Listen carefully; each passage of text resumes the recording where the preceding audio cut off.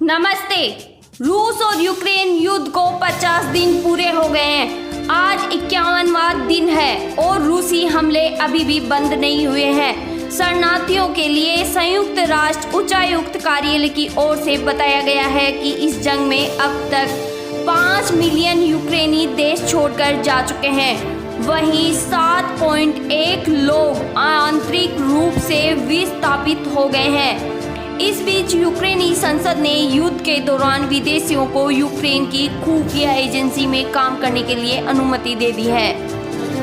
Ukraine के चिरनिव में रूसी सैनिकों ने यूक्रेनी सेना के जवानों पर गोलीबारी की।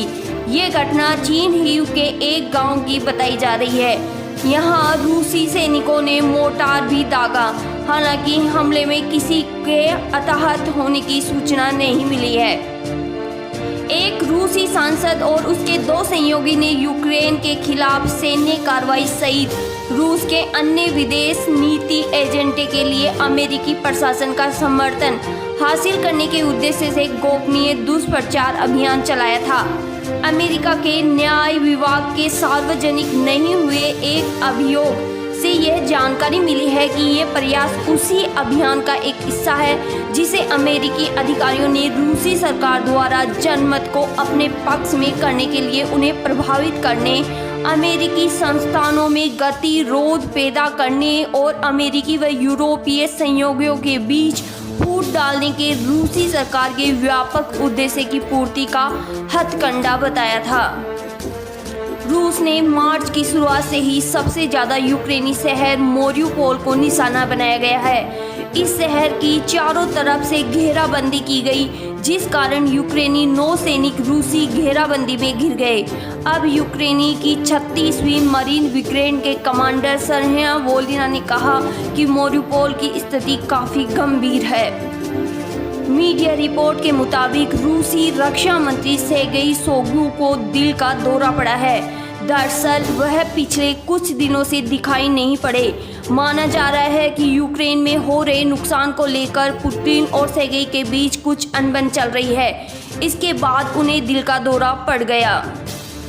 रूसी आक्रमण के बीच यूक्रेन की मदद के लिए कई देश आगे आए हैं। कई राष्ट्राध्यक्ष कीव का दौरा भी कर चुके हैं, लेकिन अब अमेरिकी राष्ट्रपति भी कीव जाने की तैयारी में हैं।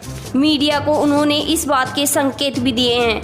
हालांकि वह कब कीव यात्रा करेंगे इसकी कोई जानकारी नहीं दी गई। यूक्रेन के अभियोजक कार्यालय के अनुसार रूसी हमले के बाद से अब तक यूक्रेन में कम से कम 198 बच्चे मारे गए, वहीं 355 घायल हो गए। अधिकारियों के मुताबिक वास्तविक आंकड़ा काफी अधिक होने की संभावना है।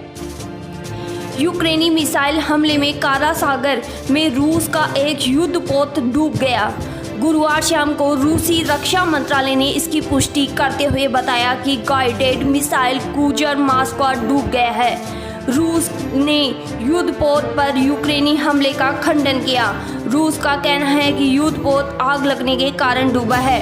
हालांकि यूक्रेन की ओर से पहले भी दावा किया जा चुका है कि उनकी सेना ने युद्धपोत पर मिसाइल से हमला किया था। उधर पेंटागन ने इसे रूस के सांकेतिक हार बताया है। यूक्रेन के सशस्त्र बलों के मुताबिक दक्षिणी यूक्रेन में रूसी सैनिकों को काफी नुकसान हुआ है। रिपोर्ट के मुताबिक पिछले 24 घंटे में 39 रूसी सैनिक मारे गए हैं। वहीं रूस के 4 वाहन भी नष्ट कर दिए गए। रूस और यूक्रेन जंग के बीच युद्ध बंदियों की अदला बदली भी तेजी से चल रही है। यूक्रेनी ऑपरेशनल कमांड साउथ की रिपोर्ट के मुताबिक उसने 5 यूक्रेनी सैनिकों के बदले 4 रूसी सैनिकों को छोड़ दिया। यूक्रेन देश को छोड़कर जाने वालों में से सबसे ज्यादा महिलाएं और बच्चे ही हैं। खबरों के मुताबिक कुल शरणार्थियों की 90% संख्या महिला व बच्चे हैं। दरअसल पुरुषों को देश का छोड़कर जाने की इजाज़त नहीं है। रूस और यूक्रेन की जंग में अब तक यूक्रेन को बहुत नुकसान हो चुका है। उसके कई शहर खंडर बन गए हैं। हजारों लोग मारे जा चुके हैं।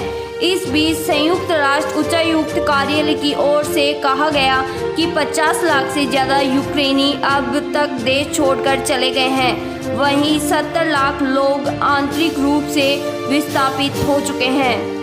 दोस्तों, अधिक जानकारी के लिए हमारे चैनल पर बने रहिए, लाइक, सब्सक्राइब तथा शेयर जरूर कीजिएगा।